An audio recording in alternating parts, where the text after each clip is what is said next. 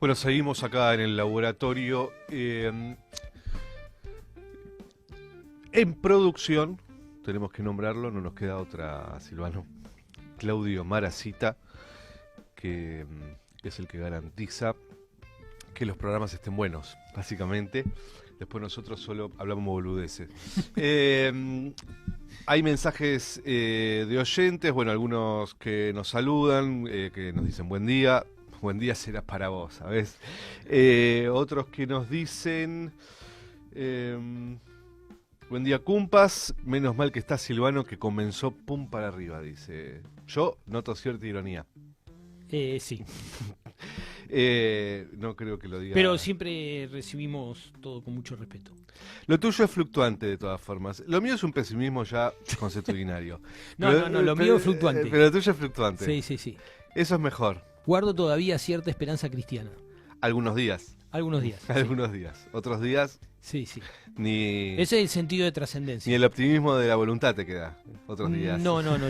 Yo no leo existencialismo. En cualquier momento tenemos a Sergio Morresi. Siguen habiendo un clima de tensión en el INTI. Eh, eh, Crónica dice que agredieron a algún camarógrafo ya. Se ven muchos trabajadores afiliados a ATE que tienen alguna escaramuza con la policía. Hay muchísima policía, muchísima gendarmería. Es realmente preocupante lo que se está viviendo estos días. Y, y por eso un poco también en este escenario que algunos creen que es bastante nuevo, eh, otros que creen que es una versión mucho más cruel de lo que fue el macrismo y anteriormente el menemismo. Ahí se ve a los trabajadores de ATE bastante a las corridas. Ahí se lo veía a Bellón. Sí, acá está también presente los límites de la política que intentó en determinados momentos democratizar y modernizar a las fuerzas de seguridad, ¿no? Ujú. Que no digo que no haya estado bien intencionada ni bien orientada, pero evidentemente eso fue absolutamente capilar y los sectores vinculados a la fuerza de seguridad, francamente, se sienten fervorosamente cerca de las políticas de este gobierno. Estamos en comunicación con Sergio Morresi. Él es doctor en Ciencias Políticas de la Universidad de San Pablo, profesor de la Universidad Nacional del Litoral e investigador del CONICET, pero sobre todas las cosas parece que es un gran admirador de Pedro Páramo, de Juan Rulfo. ¿Qué tal, Sergio Morresi? ¿Cómo estás? Buen lunes para ¿Qué, vos. qué tal? Buen lunes para ustedes. Eh, Sergio, hay eh, un debate acerca de si esta nueva derecha, ultraderecha, tiene algunas derivas fascistas, totalitarias. Eh, Nosotros en este momento estamos viendo lo que está sucediendo en el INTI, una presencia policial muy pero muy importante que empieza con alguna represión en este momento. ¿Crees que este modelo político sí o sí lleva algún grado de totalitarismo en su interior? Bueno, a ver, desde el punto de vista académico, creo que no se puede decir que sea ni totalitario ni que esté conduciendo al totalitarismo. Ujú, Sí está conduciendo a una forma más autoritaria, que no es lo mismo, ujú. aunque sean parecidas las palabras, menos plural, menos democrático, y menos respetuoso de los derechos constitucionales que tenemos, y eso me parece que sí la podemos calificar como un gobierno que adopta una forma de la derecha que tiende hacia la autocracia, hacia el autoritarismo. No es un fascismo, porque acá no hay milicias populares armadas como el fascismo, ni el proyecto de un nuevo de una nueva Argentina, ni nada por el estilo. No es una forma de totalitarismo en el sentido que no hay justamente un Estado que avance por sobre la sociedad civil, pero sí lo que tenemos es una forma política que tiende a ese autoritarismo, al mismo tiempo que se mantiene dentro de la legalidad, o bastante dentro de la legalidad. Y eso es un fenómeno que estamos viendo también en otros países, como por ejemplo en Hungría, donde un presidente dice, bueno, nosotros sí, seguimos siendo una democracia, pero somos una democracia iliberal, antiliberal. ¿En qué sentido antiliberal? No en el sentido económico, sino en el sentido político. No creemos que todos los proyectos de vida sean aceptables. No creemos que todas las ideas sean aceptables. Y es así, por ejemplo, que en Hungría hay cada vez menos respeto por los derechos civiles, por ejemplo, tanto de los inmigrantes como de las personas con identidades de género diferentes o con ideas políticas que son consideradas peligrosas. Y algo similar estamos viendo en diferentes países. Y en ese sentido, lo que está haciendo Javier Milei en Argentina se aproxima a eso. Ahora, eso no quiere decir que dentro de la lucha política a veces sucede que es, digamos, cuando uno dice es un facho, no quiere decir, bueno, acá no hay ninguna discusión académica, es simplemente una forma de adversidad política. Pero yo sería bastante cuidadoso en para tener en claro a qué nos estamos enfrentando. No a una especie de revolución fascista, porque eso no está sucediendo, pero sí a un avance autoritario o de formas autoritarias que son desplegadas desde el propio Estado. Sergio, buenos días. Silvano Pascuso te habla. Un gusto conocerte. ¿Qué tal? ¿Cómo estás? Bueno, yo quería había tratado el editorial algunas cuestiones que quería consultarte. Cuando yo soy politólogo, me he recibido de politólogo hace ya mucho tiempo. En el momento que estudiaba ciencia política, había un fuerte optimismo, finales de los 80, principios de los 90, un fuerte optimismo sobre la democracia liberal en Occidente y sobre la expansión de la democracia liberal en el mundo, ¿no? Un clima absolutamente diferente al actual.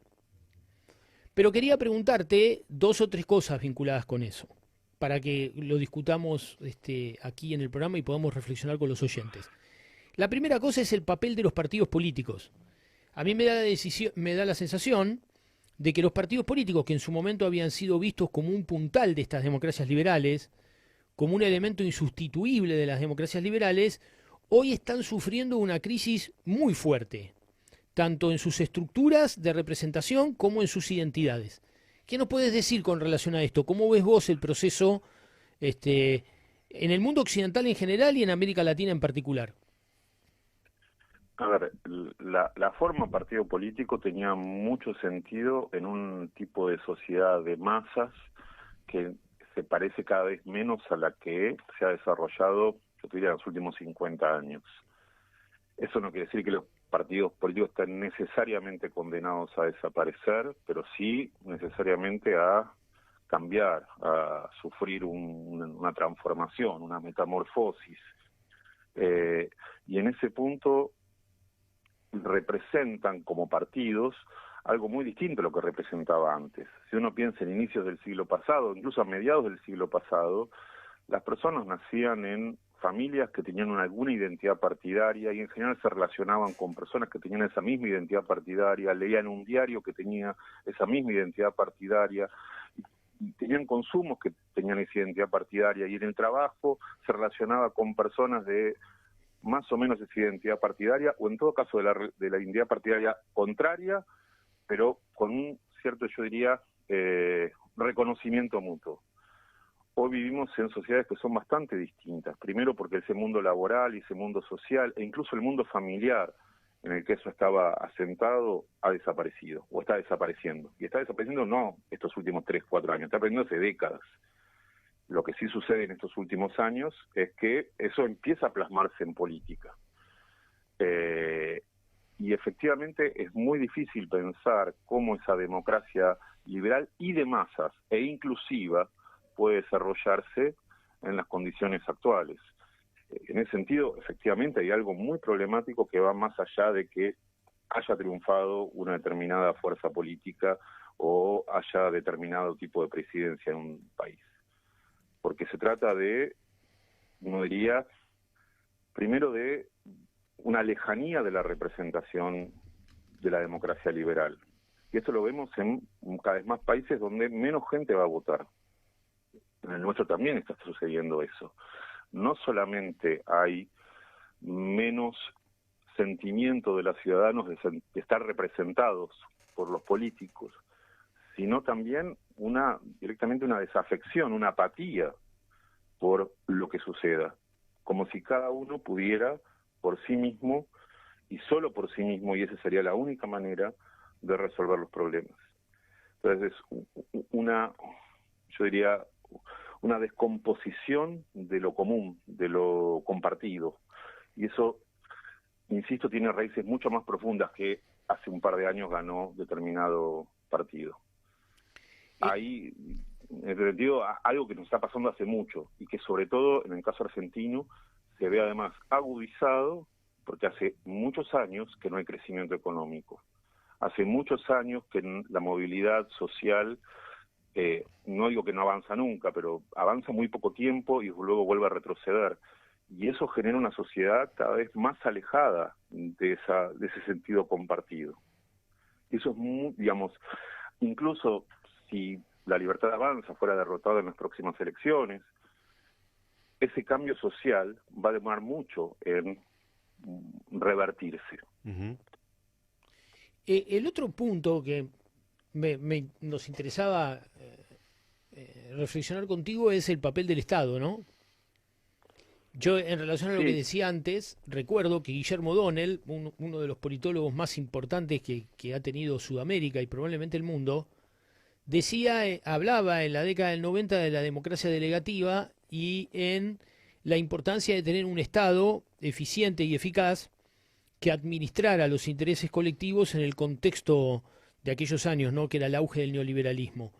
Hoy también esa discusión ha quedado inclusive un poco vieja, y tenemos fuertes ataques al Estado por parte de estas nuevas derechas. ¿Cómo ves vos este proceso y qué te parece que está pasando dentro de las estructuras del Estado? Vuelvo a insistir, en los países occidentales, ¿no?, fundamentalmente. Y yo quería que acá, digamos, lo dividiría en dos problemas. Por un lado, con lo mismo que te venía hablando recién, efectivamente, esta pérdida de sentido de lo compartido y de lo común se vuelca también en una ajenidad de las personas, de nosotros, sobre el Estado. Vemos al Estado como un otro. Y es por eso que la idea de la casta, en muchos sentidos, logró una raigambre social. Pero además tenemos, en el caso argentino, un problema, no diría, un poco adicional, que es que estos avances que producen estas nuevas derechas muchas veces son resistidos desde el propio Estado. Esto sucedió, o lo vimos, por ejemplo, en el caso de Brasil, donde a pesar del gobierno de Bolsonaro, muchas de las iniciativas de ese gobierno fueron resistidas por la propia burocracia estatal. Es una cosa, algo así como si dijéramos, acá en el Río de la Plata diríamos, se acata pero no se obedece, digamos. Uh-huh. O sea, esa idea de decir, bueno, ok, el gobierno dice esto, pero el Estado igual sigue funcionando. En el caso argentino, con un Estado más debilitado, después de muchos años de estar siendo debilitado, esa resistencia no se logra o no se está logrando por ahora. Y en ese sentido vos lo que tenés es un Estado muy poroso frente a esos avances por parte del Poder Ejecutivo. Digo, el Estado como algo mucho más grande que el gobierno, el Estado como el Estado que educa, el Estado que cura, el Estado que hace rutas, el Estado que provee bienes y servicios públicos, el Estado que incluso alimenta. Digo, esas formas del Estado están siendo atacadas desde propias iniciativas del gobierno y la burocracia estatal no tiene capacidad de resistirlo.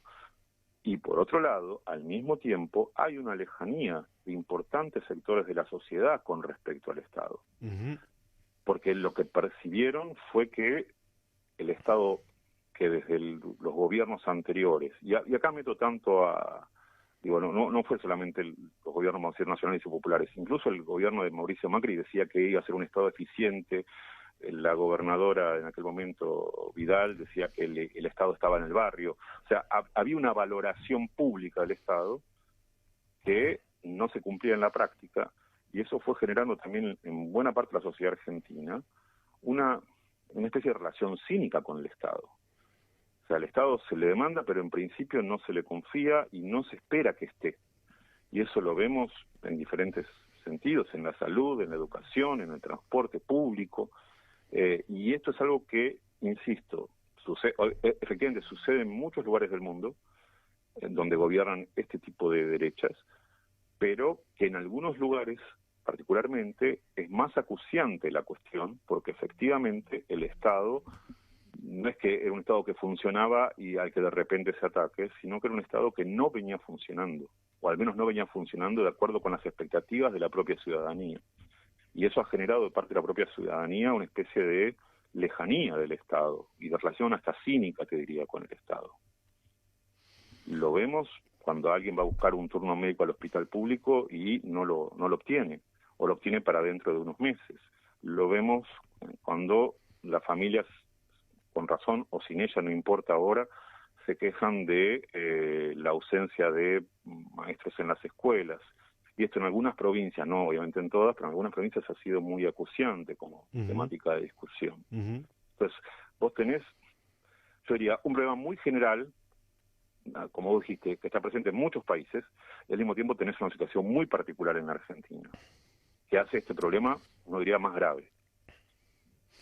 Sergio, muchísimas gracias por este tiempo.